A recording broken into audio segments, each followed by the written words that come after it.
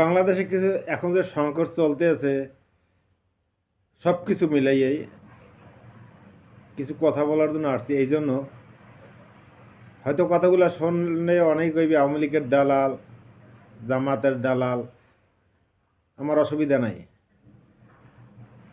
না বললেও আর পারতেছি না, কারণ আমি একজন নাগরিক হিসাবে আমি মনে করি আমার এই কথাগুলো বলা উচিত।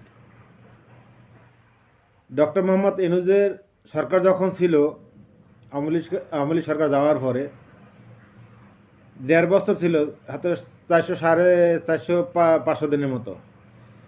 এই ৫০০ দিনের ভিতরে মনে হয় যে ১,০০০ বার দেশে মনে হয় যে আন্দোলন, এই সেই কত যে আন্দোলন, আন্দোলনের কোনো আর শেষ নাই।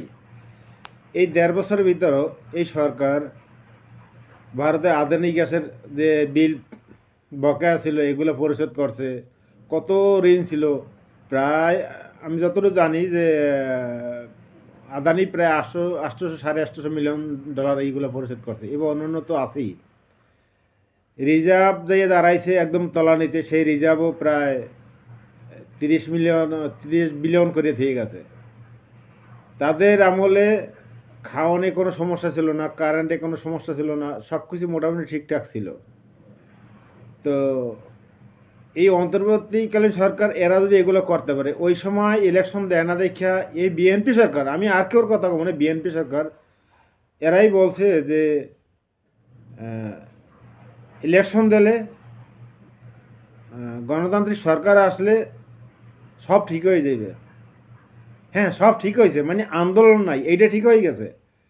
আজকে ৬ মাসের ভিতরে সব জিনিসের দামপত্র বাড়াই দিছে, তেলের দাম, গ্যাসের দাম, মানে এমন কোনো কিছু নাই যে তো ১.৫ বছর এরা রয়েছে, এরা কিছু কোনো কিছু বাড়াইলো না, এর ৬ মাসে বাড়ানো লাগছে, এর কারণটা কি? আমার এই ভিডিওগুলা জায়গাও যারা দল করেন, দল কানা, তারা দেখেন না, তারা স্কিপ করে চলে যাইয়েন। আমার কথা হলো যে তারা যখন পারছে অন্তর্বর্তী সরকার, এরা কেন পারে না? আজকে গ্যাস নাই, কি কম কইতে গেলে তো অনেকেরই শরীরে মানে জ্বালা ধরে যাবে। ৯১ থেকে ৯৬, ২০০১ থেকে ২০০৬ পর্যন্ত ইলেকশনগুলো তো দেখছি। ২০০১ থেকে ৬ পর্যন্ত লাস্ট পর্যন্ত রাস্তার পাশে গাছগুলো পর্যন্ত বেঁচে খাইছে। এই বড় বড় টেক্সটাইল মিলগুলা কারা বন্ধ করছিল? লক্ষ লক্ষ মানুষ রাস্তায় নামে আইছিল, বেকার হয়ে গেছিল। এগুলো কাদের আমলে? এই কথাগুলো কইতে গেলে না তাদের শরীরে জ্বলবে। তো ভাই দেখেন, ভালো কিছু করতে গেলে